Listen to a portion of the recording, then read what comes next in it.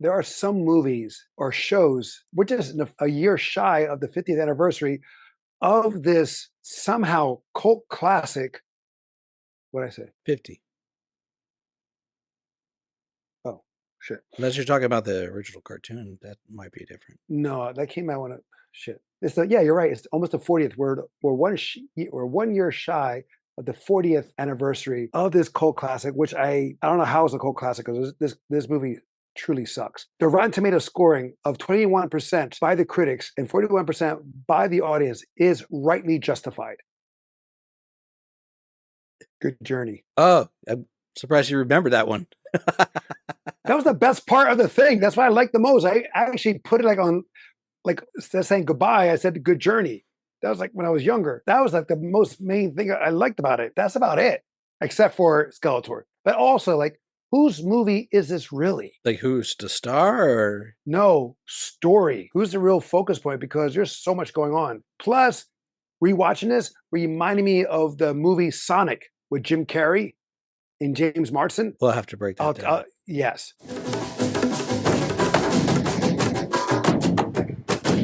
Welcome back to Tales of Two Bros. My name is Angel, With Don. where we give a review at least once a week. Spoiler alert for this crap. When was the last time you saw this before watching this? Well over 5 years ago. I want to say it was probably closer to seven, almost 10 years ago. I would say for me, the before rewatching this movie recently to review this, I would say it's either HBO or VHS. I mean, it was that long ago. I have now because I thought it was stupid then. It made no sense having those side characters from America, Earth. Yeah. It was a cheap shot. Even though like Canon Films, which are they did a lot of other films that we know and love, especially like Chuck Norris films and all that stuff. Even I think for one time, Canon Films were like the main source for like action films. I think Revenge of the Ninja came from Canon, and Enter the Ninja, all the Ninja trilogy, American Ninja, like all those guys came from Canon. You have some Sylvester Stallone films, you have some Arnold films, and like I said, Chuck Norris films, even Jean-Claude Van Damme, because the original sequel to this, led to Cyborg because this movie did so poorly. So they used the sets and all that stuff for Cyborg, and they just switched some things around story wise. Did you know that? Kind of. If I remember correctly, they were actually planning on this being a success and making Right. sequels. But this, among with other films that they were doing, were just bombing. But there's an actual documentary on this, Okay. Electric Boogaloo, the wild untold story of Canon Films. There's like two guys that were partners, and they were just spitting out movies as fast as possible, trying to make profit. And then, so some of those movies that, like you mentioned, like Revenge of the Ninja and so forth like that, they'll make money and then they'll put it right into the next project, right into the next project, right into the next project until they were like hemorrhaging. It was like Netflix before Netflix. Gotcha. And then eventually things just started catching up. The story of it's wild. And it also explains why Masters of the Universe wasn't as good as it was, because they wanted to do a lot of things, but they couldn't get the rights. Like Skeletor, Evil Lyn, of course, right? But Yeah. some of the other characters like Blade. Oh no, yeah, they made new characters for the movie itself. Correct. The only one they could Why? get was Beastman. Beastman. Okay, so like how I said I want to do a watch party of the original Mortal Kombat. I want to do a watch party of this too, because some of the movements and some of the stuff is so cheesy here. Like I don't know who they're trying to appease here, like kids or just I think it was teens for or the adults. kids, but I Yeah, also but think they were also fans of He-Man to a certain extent. Plus, it was 1987, man. like again, their movies, a lot of movies are like action focused with guns and all that stuff. And you have He-Man here with a gun, hardly using his sword. He's using his gun to shoot the bad guys. I mean, this is also like reminding me of like a cheap version of Star Wars. Instead of white stormtroopers, they're all in black. It is a cheap version of Star Wars. But then again, like I said, I brought Sonic in because Sonic starts off in his own planet, and then he gets through a wormhole. He falls into Earth and falls into this one town that is like They meet a couple. Right, he meets a couple exactly, and they befriends them, and then he has the villain that comes in, same like with a wormhole again, and everything's like almost everything is done on the street on this one town street. Yes. And the same thing here. Very little of that thing. And like, He-Man is and his crew, Man of Arms and Tila, they're the rebels, of course, right? And Skeletor and Evil Linda, they're the Empire. And always taking out the gun. Like, I know we're gonna jump all over the place here because it's like, You're I feeling think in the it? future, well, I think we should just write shit down sometimes to have our train of thought better. You But used to. I used to, but then I was like get lost into the papers. But I mean, yes, you have some like you have Courtney Cox coming, starting out, getting famous, getting more popular, especially with that Bruce Springsteen video that she did. And then you have Dolph Lundgren, who came out just from Rocky Four. Mhm. Also, you have James Tolkien, who's from Back to the Future, Top Gun, the detective. Yeah. You have the girl who played Tila. She was fine, by the way. She was so fine. I don't know what happened to her. Chelsea Field, yeah. And Meg Foster, who is like her eyes are so piercing, it was perfect for her. And Frank Langella, who stole the show. I think he did it for almost no pay because his kids loved He-Man and he wanted to do something for them. Yeah. And that's happens to a lot of actors. Which I was talking to Dennis about that, or because he hadn't seen it. He's like, man, you watched that? I'm like, but Skeletor, man, for me, he stole the show. He like just hammed up the role 100%. Yeah. He's like, that was the worst part. I'm like, bro, you missed out. If you thought the worst part was Skeletor, no, you're not really watching it. No, everything else was the worst part. Everything else was the worst part except for Skeletor and Evil Lyn. And even Wildor, played by Billy Barty, he was in Willow. Yeah, but he was also in other movies and stuff like that I love that he was in. Granted, he was also created for the movie. What's cool about this movie does have a fanfare with a lot of people. Kevin Smith, for example, because Gwildor is in Masters of the Universe animated show that he created. Correct. Or rebuilt. He blended the two together. Right, because he took, I guess he took a little bit of everything in the sense of what was cool and what worked, or probably, and then got rid of everything else. But, and I guess he honored this movie by having Gwildor in it. Dolph Lundgren as He-Man, appearance-wise, very believable in that sense. I thought so. Our cousin didn't think so. No, stature. Granted, there's no Prince Adam here. You don't have that mythos, of like having the Incredible Hulk, where Bruce Banner is scrawny. And then, granted, the original animated series, he didn't look that small. Everyone was jacked. He was a swole prince. Right. Everyone was jacked. Like the only thing that changed when he transformed, I think, was his skin color and his voice. And then his outfit. Well, the outfit, yeah. But I'm just saying, like, he's like, I think he got tanner and a slightly deeper voice. Cringer became Battle Cat. No Cringer here. I don't think they were going to tap into the set of Beastmaster to bring in. But man, that would have been cool. A tiger. But yeah, but I think this movie is more, again, like we said, is very cheap Star Wars-esque. The acting's horrendous. 100%. Like they can't shoot the would-be stormtroopers.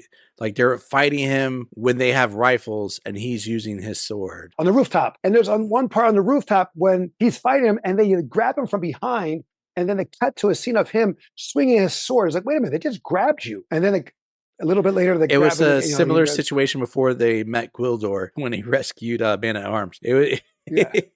Yeah, it happened. There's so many like bad moments that's just running through my head. Like when Gwildor stole that chicken bucket.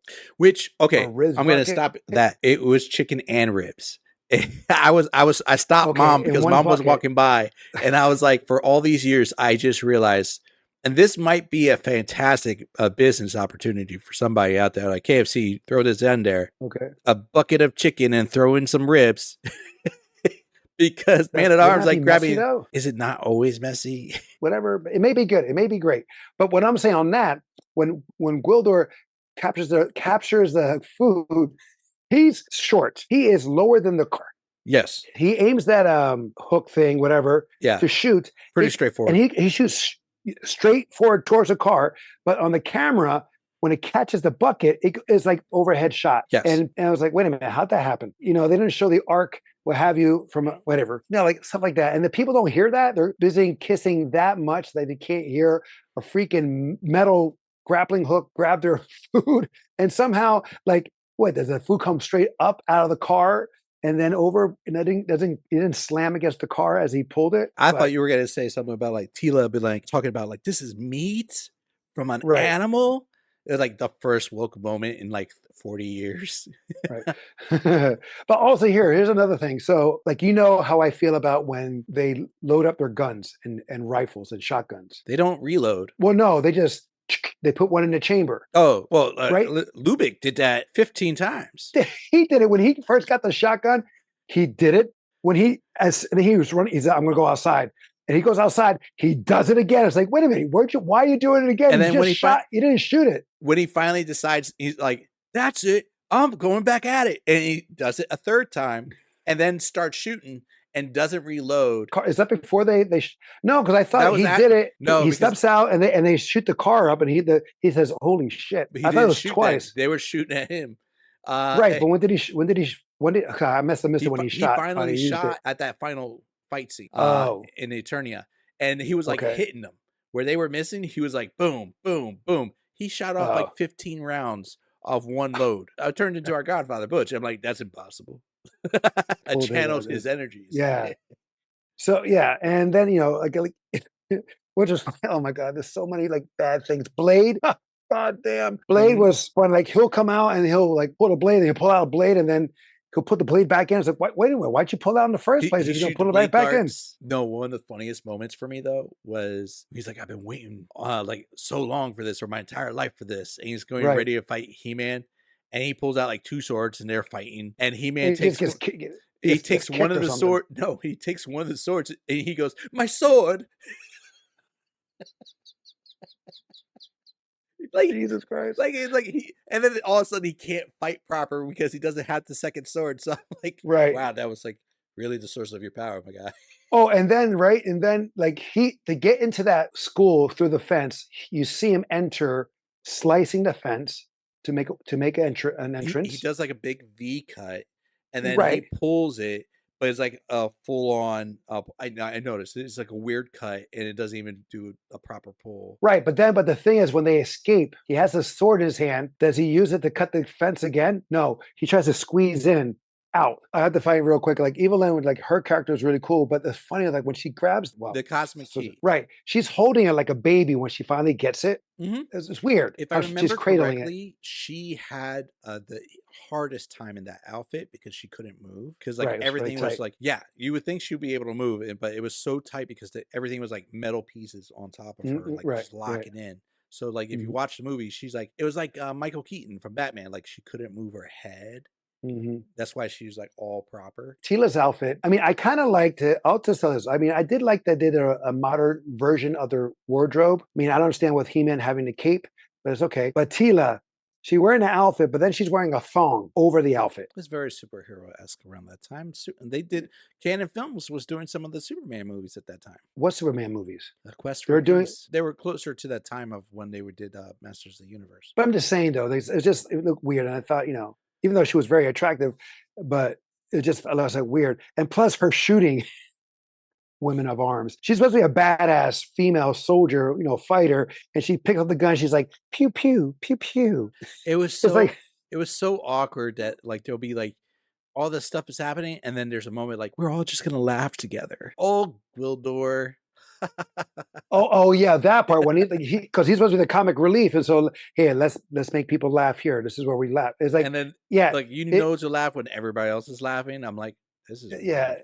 That makes sense of and it wasn't that funny. He's like drowning because he's in the mud. He's like all this stuff. You say how funny it is when you get mud in your gills. I was like, oh my god.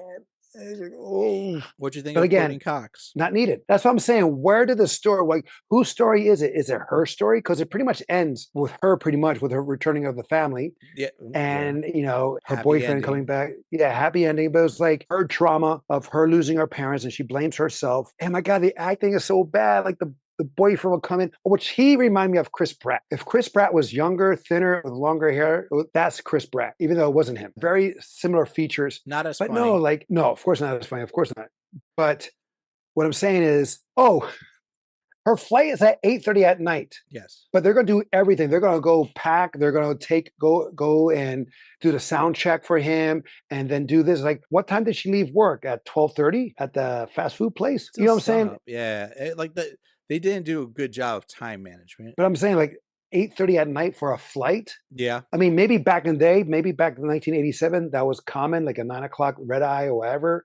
But it's just funny how all these errands that she has to do, plus his errands before she goes. Back then, you had to be like 2 hours before you leave. Like nowadays, you can chance it to a half hour prior to departure. I guess. James Tolkien But is like, "You coming back?" He's like, "Why? Here, I'm like a hero. I got a nice he lady." acts the He's like, same every freaking movie he has done. The jerk, the a-hole cop, the a-hole lieutenant, the a-hole principal. yeah, the very stern guy. Like, I mean, to be honest, that was like, what's his name? Like the sergeant from Full Metal Jacket? Jacket. That guy was a real staff sergeant, if I remember Hmm. correctly. Yes, he was. And for the most part, like that's all you would ever see him do is that type of No, role, and it right. works. And it Like works. And I then mean, then he did some James other roles Tolkien where, does real good as that. Like he did it in right. Top Gun, he did it in Back to the But Future. no, short man syndrome. Yeah, and You like know, he just does it really well. And I'm sure he was a sweet guy in life, of but like course. he just had that tone and that face. Off camera, he probably was a real good guy. He just recently passed away, actually. Yeah, I just Yeah. saw just this year. Yeah. The mythos of He-Man in the sense of the hero of Eternia, the sword is Yeah, like the avatar or like the medium of He-Man's powers.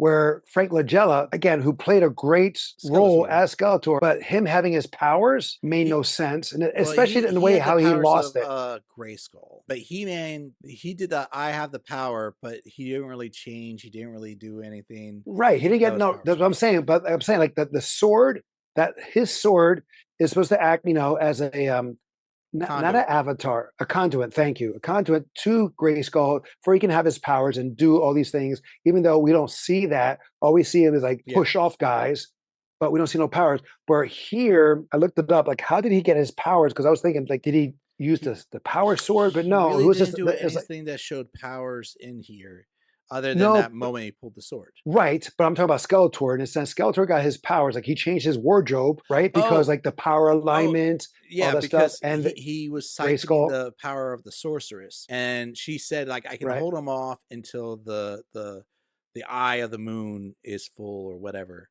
and Right. meaning that, like, they were breaking her down, and the force field was siphoning her power to him. See that I get, right? Okay. Where have you? But here's what I don't get: why, when He-Man broke his cane, his staff, that he lost the powers? Oh, I don't know, maybe That should see like, that shouldn't I that know in shouldn't the have cartoon, happened. I remember in the cartoon, the staff was, like, the source of his power for a lot of different things. I remember Right? in a He lot of didn't use versions of it. the cartoons. He did the Palpatine a couple times. He killed the merman, yeah. Was he a merman And or I something? don't know, I'll call him as mermaid. He was like a frog Yeah. because his throat will I like I think he was supposed to be their version of a merman. right, okay. Yeah.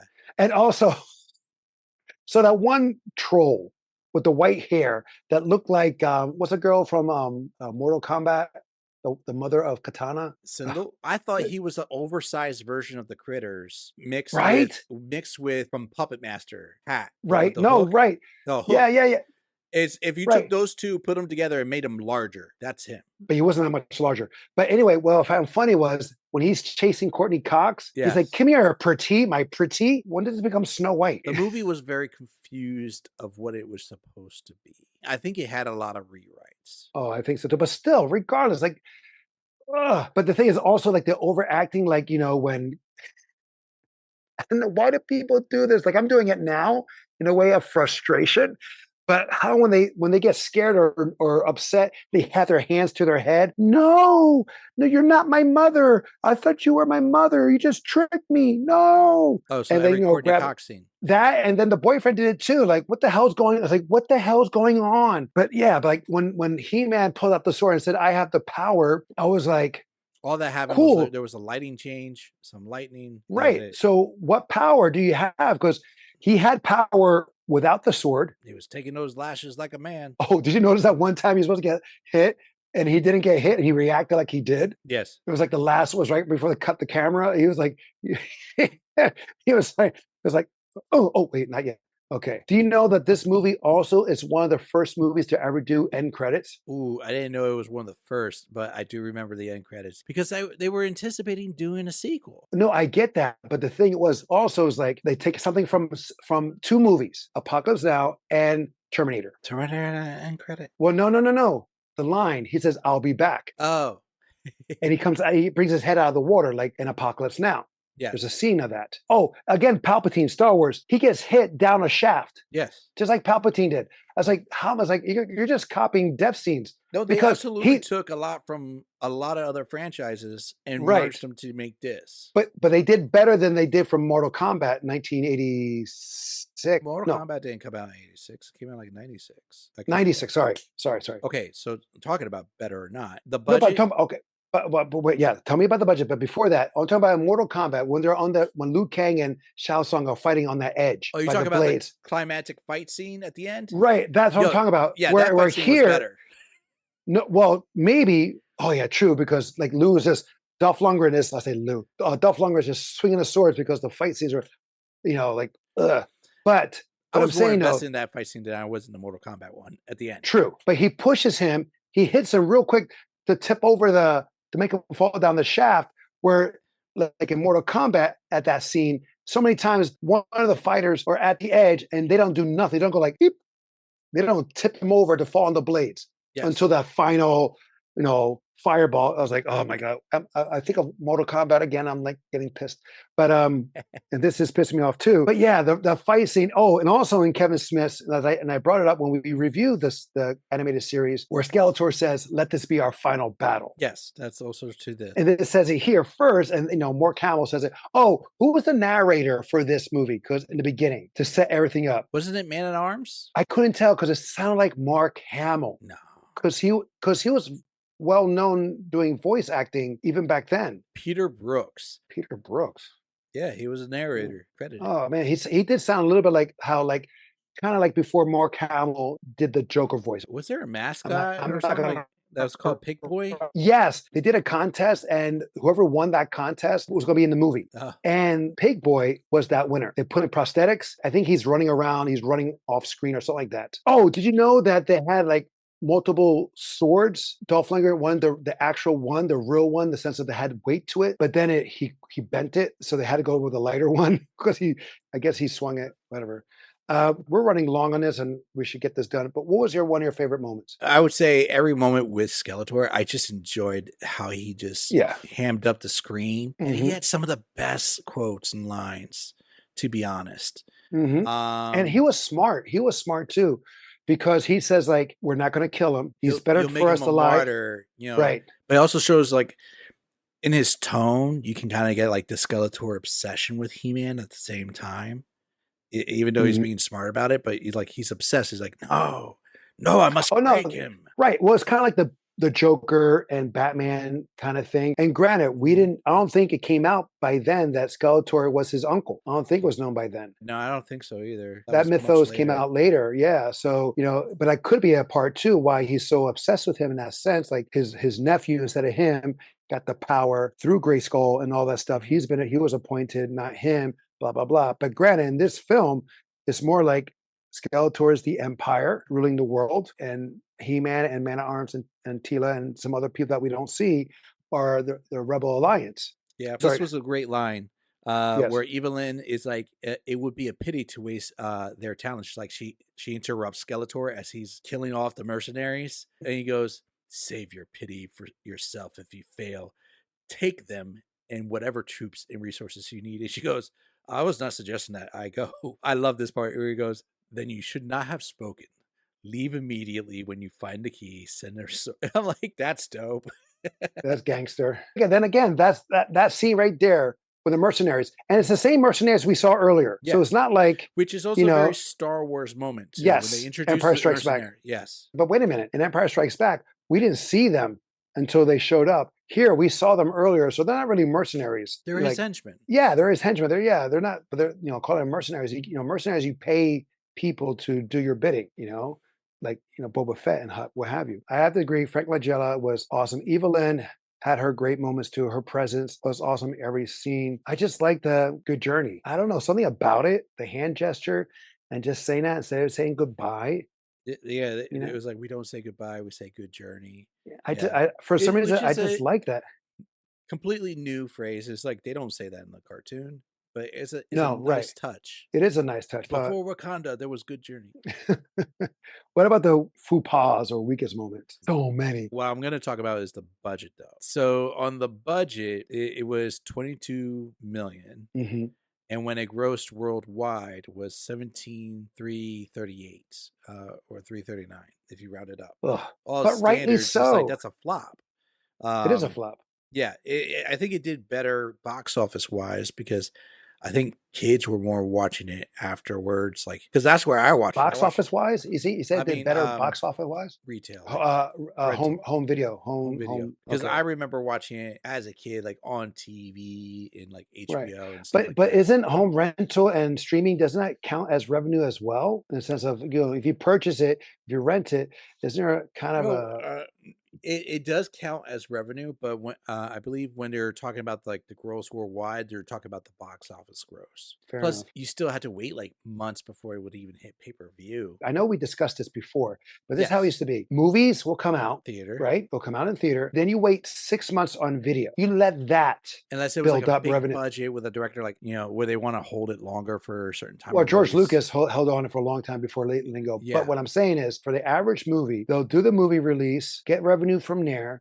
Then they'll do a video release, be it VHS, beta, or Blu-ray or Hmm. DVD. Let that revenue build up, and then another 6 months later, pretty much a year after the initial release, then it goes on streaming. Yeah. Nowadays, like you have this movie called In the Gray.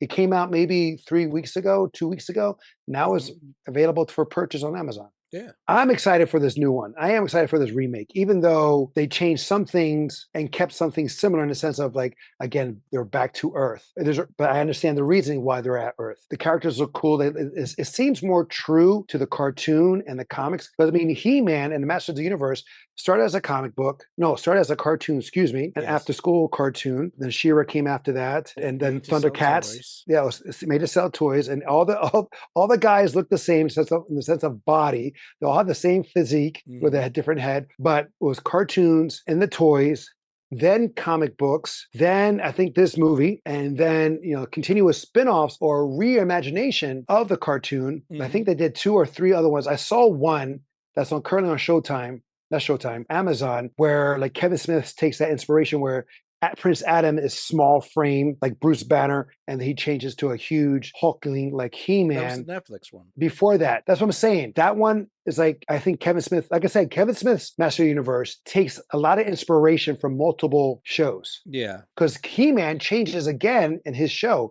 to a different, like long hair, like mullet hair with a cape, all that stuff. Yeah. I know what you're So talking about. Yeah. this one that I saw, which is on, like I said, Amazon, I saw it was pretty cool. But it's like pure action base. It's Mhm. pure action. Now, if you haven't seen it, you should watch it. I think there's like 3 or 4 seasons. I think you're talking It's about the one that's from like 2002, because then there possibly. there was the one that was like 2021 that you and I both watched, where everybody had armors and they really emphasized about him being the uncle for Skeletor. Well, yeah, because like Netflix now has two versions of the one with Kevin Smith, and then the more of a kids friendly one, like I said, with armor. And then you have on Amazon, it has the original, and then it has like two other He-Man series, I believe. There was also the New Adventures of He-Man in 1990. Like I said, there's multiple reimaginations or reimagining of He-Man and the Masters of the Universe. I do like Kevin Smith's version because again, it does take multiple inspirations to bring that story in. I do like the kids version too. The kids version is very cool. But anyway, to go back to Rotten Tomatoes, it is still, and rightfully so, ranked 21% by the critics and 41% by the audience. Who do you side with? I'm gonna side with the audience. I'm not saying it's a good film. It's bad for a lot of reasons. I'm saying I laughed, and it's a cheesy enough film that I could like watch it for fun. It's not gonna hurt me. Where we've watched some Right. films where we're like, this was pain. That's what I'm saying. We should do a watch party of this. I'm telling you, and then we just tore the shit I out know of it. one. I know one we should watch that you've been avoiding for years. What? Avatar. Oh, right. I should watch it because I never saw it, and I'll watch it with you. So it's like a first reaction. Yeah. As for me, I side with the critics. I think this is a waste of time, one and done at the most. Yeah, I agree with those. But also, before we close, Mhm. He-Man is a horny bastard. I'm sorry. in this one. Maybe not horny, but he's hands on. Yeah. Watch it, yeah. Watch again. He's grabbing Courtney Cox. He's hugging her and stuff like that. It's like, what the? He's not hands on Tila, and Tila gets. You can see there's a moment Tila gets jealous. It's like he doesn't touch me like that. I think that was in the cartoon too, where Tila's like, "You don't touch me like that." But I'm just saying, like he grabs Courtney Cox. He's holding her. He's cuddling her. I was like, whoa. Mind you, she's very young. Right. It's very 80s. It is super 80s. It It's is super 80s. extremely dated, very 80s, like the keyboard shop. Oh my I don't God, know why that yes. cracks me up, but he's like, "You're a sound master, or you're a soundsmith." And he goes, "I have a keyboard," and the thing just sounds like the exact keyboard. Yeah, how convenient. Oh, where did you watch this on? I watched it on Tubi. How many commercial breaks did you have? I lost count. Exactly. I watched it on Amazon Prime. They gave me 3 breaks, 3 commercial Okay. breaks out of the whole thing. Maybe 4. And I was like, and they did it at the right time, like an appropriate time to cut. Oh, just like Star Wars, just like Star Trek, these guys go to a different world, different atmosphere, different setting. They speak English, everyone understands. They can breathe the air and they can eat the food. That should not happen. I mean, the theory is like if you're, was it carbon-based life form that you probably No, would. no, because we're carbon based related to animals, to fish, trees. We're all related in Yeah, that aspect, right? By a certain percent. And we can't eat what dogs can eat. We can't eat what fish can eat in the true. sense of what the Well, how they I know survive. in the cartoon they basically don't answer this in the movie, but in the cartoon, He-Man's mother is from Earth.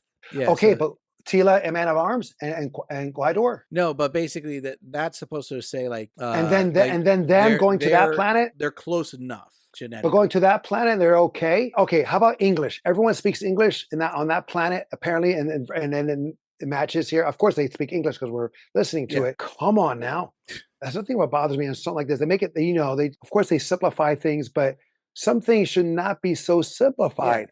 I mean, Like, granted, okay, if you're going for if your market is children, you don't care. Star right, Wars, they don't care because of that. And so and that's pissing me, and that pisses and me off. unless it was Chewie or the Ewoks. No, you're pissing me off on this one now. That's So not my fault. You brought this up.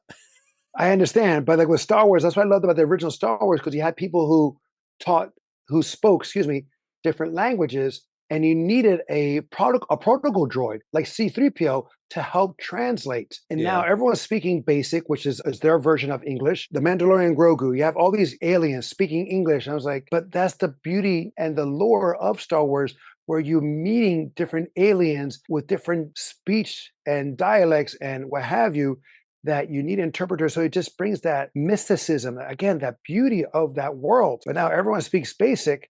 It just takes, it's like, So it's dumbing it down. But anyway, not that I'm not listening to you, but I'm also rewatching like a clip of one of the fight scenes of and which, of what? Masters of the Universe. And Okay. when you were referring to Star Wars and whatnot, there have to be plasma blasts. They're laser blasts, whatever, Mhm. coming at him. And he takes the sword, reflects them back to hit the other guys that shot him. A lightsaber. But only does it the one Uh, time in the movie. So hilarious. and I sent you, before we start recording, I sent you a video of a original trailer for it. Oh, I And it's didn't just watch so that. funny. Oh my God. The CGI is so bad, or the special effects, not CGI, the special effects. I can't tell what was CGI or what was that. Maybe, oh yeah, Yeah. there was CGI in it, but especially the special effects when the guys are on the Oh, that was saucers, one of the whatever. things I remember, like that final fight scene where they cut out the lighting and everything. They wanted to Yes, do more stuff, but by that point they had already burned out almost all their budget. So they were right. just like minimalize it as much as possible. But what's also funny, it reminded me of, again, Star Wars, of Attack of the Clones, where Anakin and Count Dooku are fighting, and there's scenes where they just cut to the person, Yeah. like front of it, and they're just swinging swords, and that's what Dolph Lundgren is doing with He-Man. He's just moments just swinging swords with a lighting in the back, blah blah blah, and then Skeletor, Frank Langella is doing a little bit here and there, but they did that too in Attack of the Clones to make it look more epic. But all they're just doing is just standing there swinging a sword or the lightsabers. The Anyway. costumes were like a 50-50 of I liked and hated of the No, me costumes. Yeah. too. I do It's too. one In of the the best sense, parts. right. I mean, I don't really get why he changed costumes, Skeletor. But again, I guess because he can manipulate matter because he's a god Yeah. He and had he can at change. that point he was supposed to have all the power of Grayskull. And they did But that in the again, animation with yeah. Kevin But Smith. but no, but he grew. Didn't he? Didn't he get like big in size? In the Like animation? Yeah, didn't he physique his physique got changed? He did Not both. oh, He got like but, He-Man big, and then they gave him new yeah, armor and outfits. but man, that again, him and when his staff breaks, him losing his powers made no sense whatsoever. Yeah, Made no sense. All right, guys, that is our throwback review of 19 what years is it again? 87. All right. 1987's Masters of the Universe. Have you seen it? What was your favorite or least favorite moment? Is there anything that we missed? Let us know in the comments below. Until next time, will be the next time. I'm Angel. I'm a Don. Oh, Are you going to see the new one? actually, I'm going to.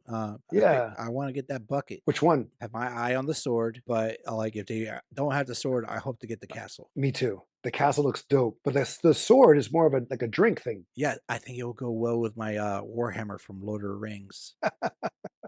Of course it would. Good journey. Good journey.